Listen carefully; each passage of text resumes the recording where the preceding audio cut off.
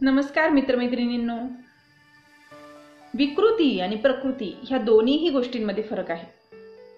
विकृतीतून जे गुन्हेगार तयार होतात ते मानसिकरित्या आजारी असतात, पण जे प्रकृतीतून गुन्हेगार होतात त्यांच्या जडणघडणीमध्ये त्यांच्या इतकीच किंवा त्यापेक्षा जास्तच ही समाजव्यवस्था, ही न्यायव्यवस्था आणि त्यांच्या आजूबाजूची परिस्थिती ही जबाबदार असते. अशीच एक ह्या समाजव्यवस्थेची शिकार ठरलेली व्यक्तिरेखा फुलनदेवी, जिचं चरित्र शब्दबद्ध केलं आहे डॉक्टर श्रीकांत मुंदर्गी यांनी आपल्या मर्दानी स्त्री फुलनदेवी ह्या पुस्तकातून. मी योगिता वाकचौरे पुस्तकांवर बोलू काही या सदरामध्ये आज ह्याच पुस्तकाबद्दल बोलणार आहे. खरं तर हे पुस्तक वाचायला घेतलं आणि जसं जसं पानं पलटत गेले तसं तसं मनावरचं दडपण वाढत होतं. अगदी ह्या पुस्तकावर व्हिडिओ बनवावं की नाही इथपर्यंत. पुस्तकावर व्हिडिओ बनवला तर कोणाला हे पुस्तक वाचायला सांगावं हा प्रश्न पडत होता. नक्की वाचा, जरूर वाचा हे कोणाला सांगावं हा प्रश्न पडत होता. पण जसं जसं पुढे वाचत गेले तसा तसा मनाचा निर्धार पक्का झाला की हो, ह्या पुस्तकावर व्हिडिओ बनवायलाच हवा. ज्या लोकांना ह्या समाज व्यवस्थेतील कच्चे दुवे दिसत नाही त्यांच्यासाठी, ह्या अशा व्यक्तिरेखा का तयार होत असेल, त्यामागची भूमिका काय असेल हे समजावून घेण्यासाठी. एखाद्या व्यक्तीवर जेव्हा अन्याय होतो तेव्हा एकतर ती व्यक्ती तो अन्याय सहन करत स्वतःचं आयुष्य पणाला लावते किंवा स्वतःचं आयुष्य संपवून स्वतःचं अस्तित्व नामशेष करते, नाहीतर ती बंडखोरी पत्करते, विद्रोही बनते आणि ह्या समाजाला धडा शिकवण्यासाठी समर्थपणे, ठामपणे, सक्षमपणे उभी राहते. आणि मग ती त्यावेळेस नीती अनिती, धर्म अधर्म, चूक बरोबर ह्या कुठल्याच गोष्टींचे विचार करत नाही.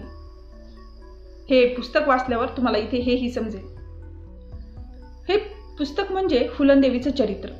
यातील काही प्रसंग लिहिताना लेखकाच्या मनावर, लेखकाच्या लेखणीवर दडपण आलेलं जाणवतं. कारण काही प्रसंगच असे आहेत की ते आपल्याला पचवायलाही जड जातात. अत्याचार आणि क्रूरपणाच्या सर्व सीमा पार केलेले.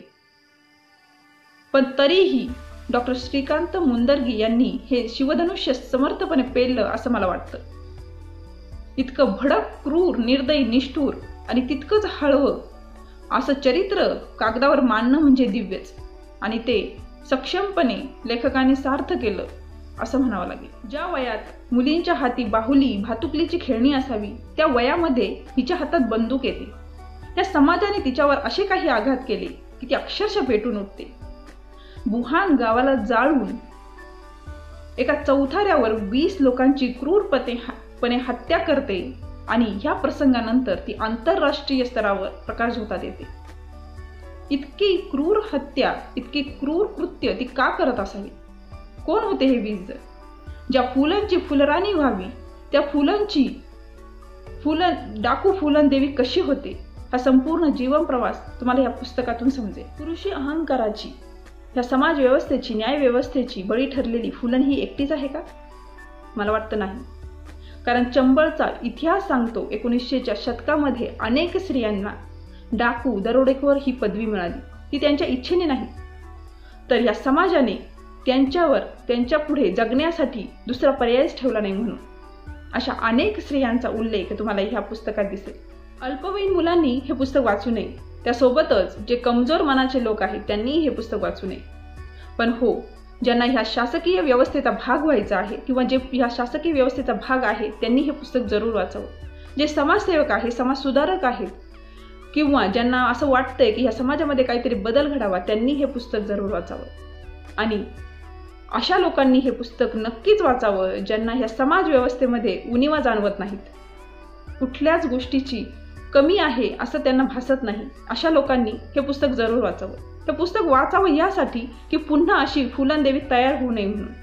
प्रिय वाचक हो, जर तुम्हाला माझे व्हिडिओज आवडत असतील तर लाईक करा, शेअर करा, कमेंट करा आणि सबस्क्राईब करायला विसरू नका.